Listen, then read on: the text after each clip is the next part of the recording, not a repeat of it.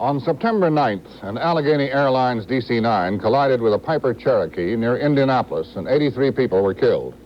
Today, the National Transportation Safety Board ended a hearing in Indianapolis on what happened. The hearing was trying to determine how two planes could collide in daylight, in clear air, and in an area under radar watch.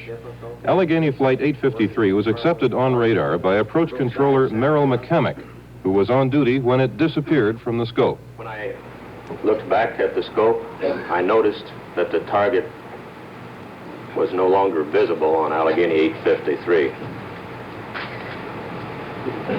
This was not an immediate concern to me, inasmuch as it's not particularly unusual to miss an aircraft for 2 or maybe 3 sweeps. I initiated my first transmission to Allegheny 853, which was, in effect, what is your altitude?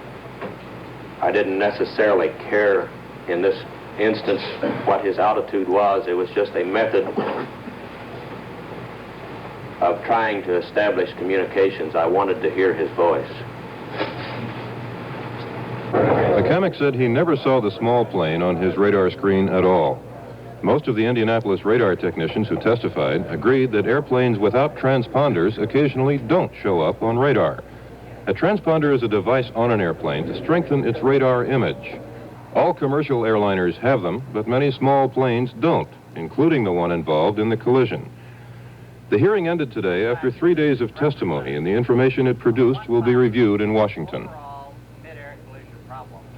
Gives a value for an Lawyers representing a half-dozen different aviation interests have questioned the witnesses.